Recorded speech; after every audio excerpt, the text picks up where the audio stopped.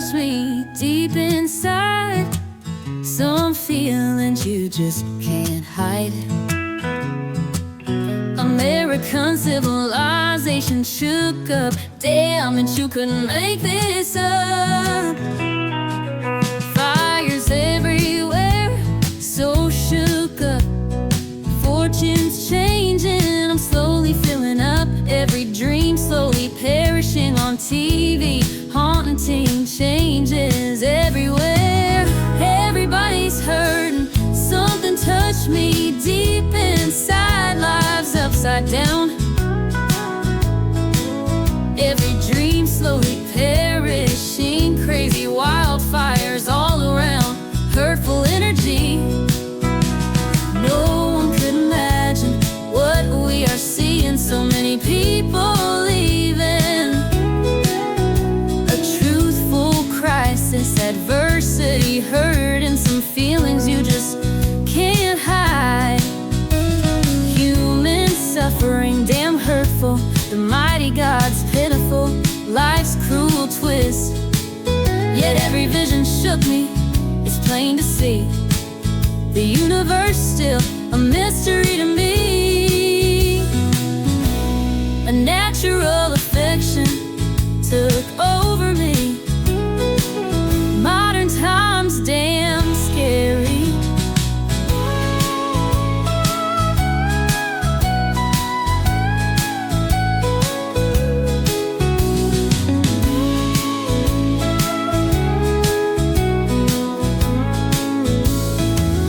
Something touched me deep inside.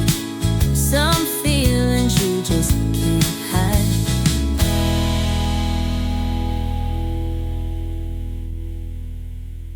Hello, good day, kia ora, and welcome back to the podcast, Dads. I'm Mark. Hey, and I'm John.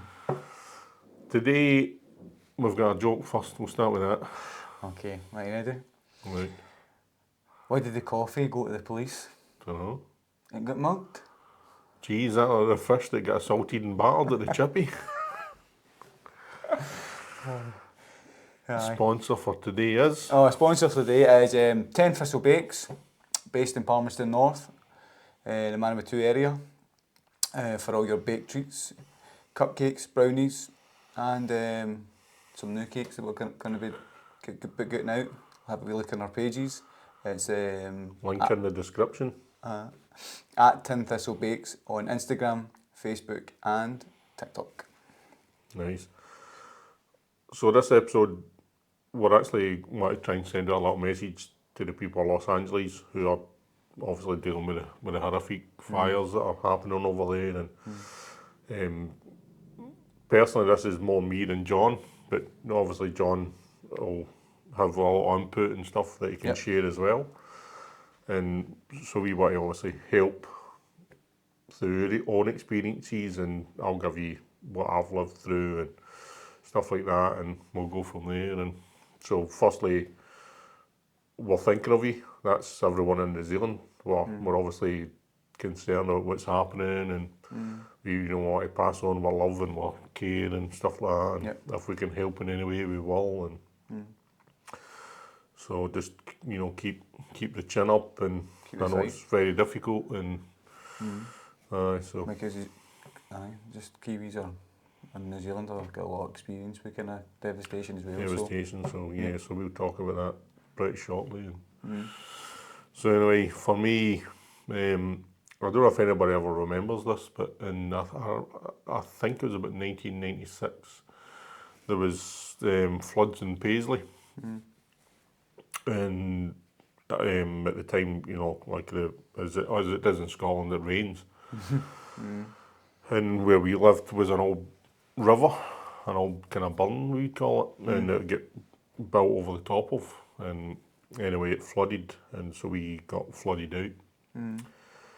And I got displaced from my family, so I went to a shelter, and my mum and my brother stayed because they didn't know if the water was going to come in, but it eventually did, and it was past waist height, and then that was the time they had to get out and stuff like that. So we lost pretty much everything, and like this is all the stuff that the people of Los Angeles will need, because you will need clothes, you'll need clothes and all of this sort of stuff, and Day-to-day items. you know, because you don't have any. I mean, I only had the clothes I was wearing, and you're not thinking about that at the time. And the key message is get out, because the materialistic stuff, it doesn't matter.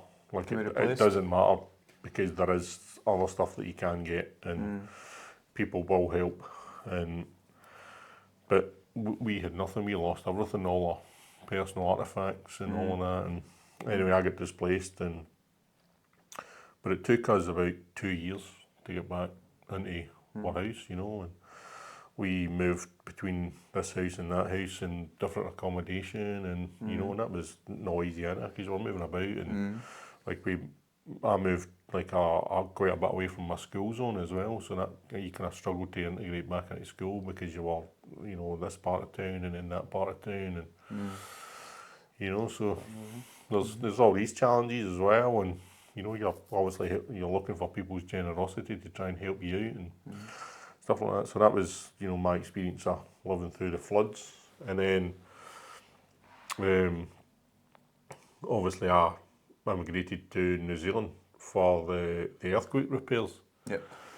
And the devastation in Christchurch, like, it's unimaginable, John. Like, you couldn't.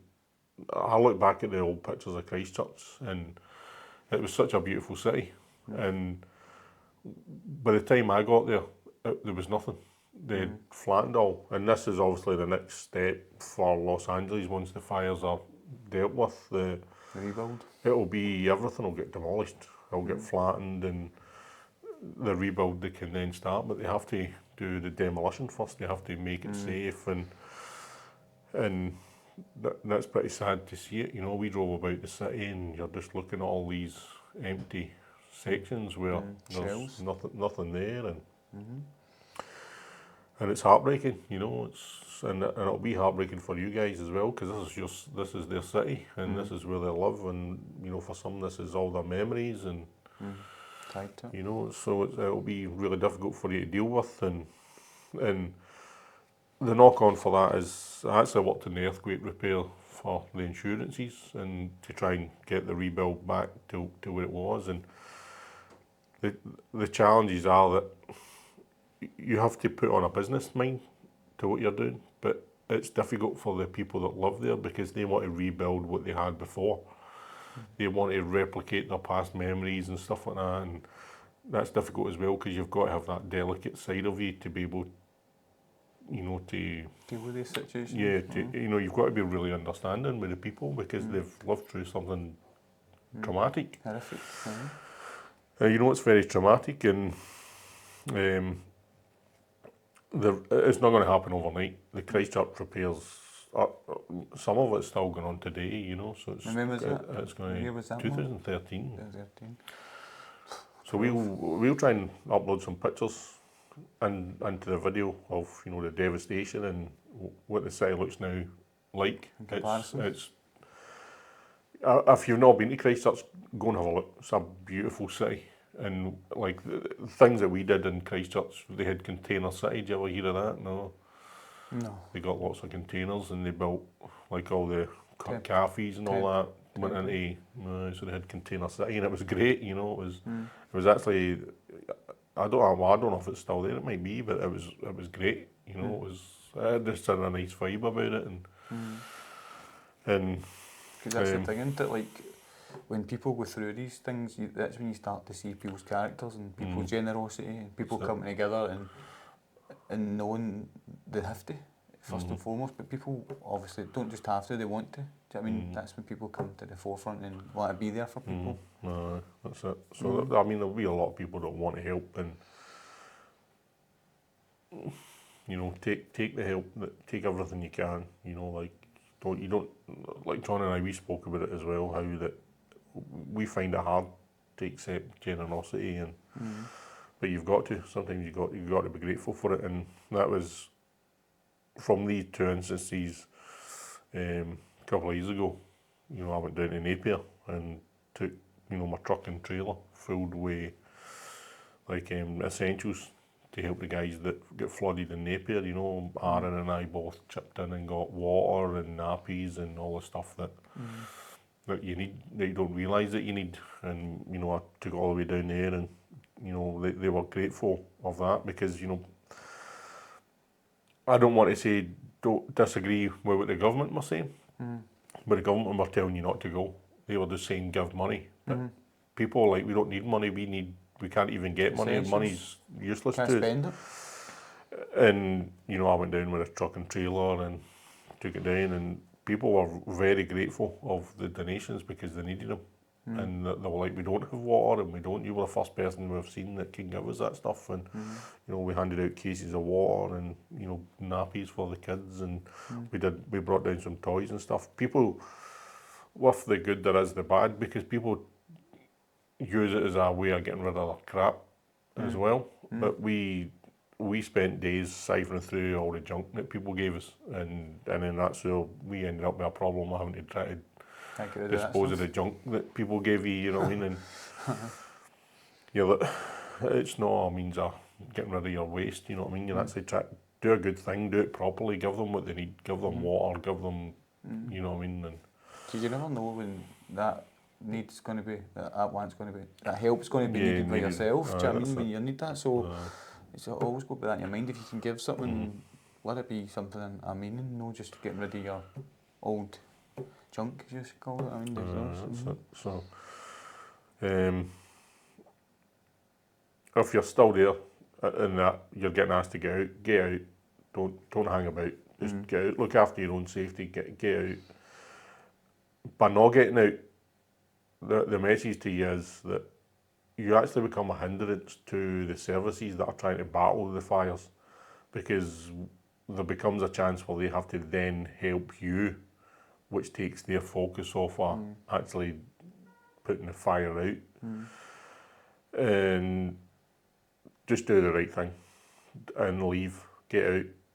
And if you can help, if it's needed and wanted, put yourself up and help. And there'll be something that you can do. There'll be, aiders there that will need support. So help in any way you can. If you're able-bodied and stuff like that, then get out there and do it. And just respect the services. Look at the job these guys are doing. I was watching a video, and the guy had worked 13 hours non-stop, just all day, and giving his all. just everything, and Total labour of love, innit? It's a labour of love, isn't it? And just again, it's that needs in some people. They just want to be there for others, and that's what emergency services are. And some of these guys are voluntary as well. Some of them are doing it for free. Is it retained? They call them? Is it retained firefighters or something? So help them out, and so we one of the notes that we've got is obviously people are more important than your possessions. You can rebuild everything again. You can get it back. What you can't do is we can't get you back. And people are important. And again, as the podcast has, we talk about the mental side of things and stuff like that. And you might not think you're important, but you are. And we spoke about it, even last night in a private conversation. But you have a use. You'll be here for a reason. You're here for a reason, and that might not be apparent to you right now, but it will be eventually. And further down the line, so if if you're in that mindset of there will be somebody that cares, and that's it. And as you said, it takes time, doesn't it? So just be understanding that it will take time. It will take a long time to get everything rebuilt. There will be support there, but even for the companies that are going to do the repair, respect them as well. I worked in the earthquake repairs, and again, I worked day and night. I worked right round the clock one day to try and meet targets to get stuff finished, and and it's tough on them. And but you've got to take time out as well. You need to take time out for your mental well-being as well. And but I worked round the clock and just try to get stuff done so we can get people back into the home. And You're doing your bit, aren't you? You're doing your bit to try and just get it back, and because you feel like if you can do your bit and everybody just club together, it can make it that wee bit easier for people. But the tension, I mean, there's going to be lots and lots of stress and tension, John, and sometimes you're the guy at the front that gets, you know, you're the one that gets it, but you know, people are trying their best. People are trying their best, and you know, respect to them. There's going to be a lot of people needed for that repair as well, and it'll take some time. It'll take a long time to get up and running, and but it'll get there. Just be patient. Just try and be as patient as you can, and you know, and just we'll obviously touch on the insurance side of stuff in a different episode. But like I'm just reading between the lines of what's happened there, and they've cancelled lots of policies and all that, and like you know, when we did the earthquake repairs, you know, when we were discussing it, look, if you don't take out insurance, you're taking a risk by not having insurance. But if you've actually taken out a policy, the difficult thing with insurance is, in my opinion, insurance always look for a way of trying to put something in a policy to trip you up. Whereas, I only learned that through the earthquake repairs, that there's different policies, different things you can have in a policy, and most people just look at the price of the policy and go for the cheapest. But what you need to do is actually speak to your insurance company and say, you know, I want covered for this, this and this, and you know, and actually itemise it and stuff like that. But again, insurance companies, in my opinion, it's just my opinion, is they always look for a way out, John. They always look for a way out, and I've got lots of examples of that, and just seeing that they've cancelled people's insurance policy, implemented by the government. So in my opinion, the government need to come together with insurance parties and come to an agreement, because if you, excuse me, if you want to take out a policy, you've not done nothing wrong. You're trying to do the right thing. And if you had a policy that was cancelled, that's not your fault. That's, you've been punished for trying to do the right thing. That's it, you know, and you know, just sorry, I'm just, if you don't know, I'm just, my phone keeps disconnecting from the camera, and I use my phone to remote for the, it's what, if you ever see me looking down, that's what I'm doing. I'm actually checking the timing and the data, and make sure it's still recording and stuff, so apologies about that, but hunky dory, yeah, so we're back on, it's back online, so technology is great when it works. Definitely. But anyway, and again, that's another thing to talk about, is, you know, the technology and stuff like that, and, you know, because no TVs, and, you know, people need to charge their phones, and, you know, they'll have a massive disconnect, and lost that communication, didn't they? And yeah, they'll need places to go. People need places to go as well, and that's tough. And one of the things for me is, that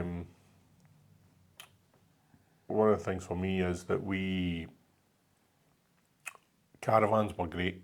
If you can get a caravan and use a caravan, and that can be your home from home until such times as you finish it. So anyway, we'll end it there, and we'll move on. No, thanks for that, Mark. And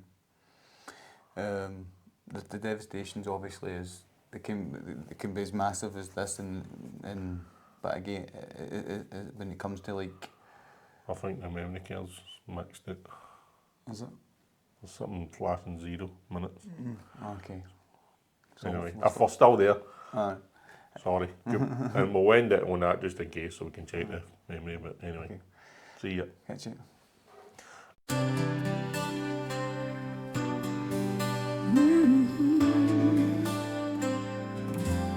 It was a hot, dark, shimmering night. The mysterious stars shone so bright. A strange feeling blew through me. It unlocked the poet in me. Hell, I felt so loving you.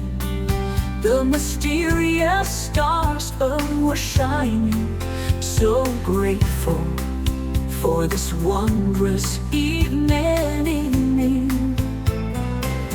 Inside I felt overwhelming. One hell of a feeling. The mysterious stars shone so bright. A fashionably curious night. I imagined a glorious night. Hell, I felt so loving, sweet romance filled that wonderful evening, a ravenous night. It was a hot, shimmering night. The mysterious stars both shine.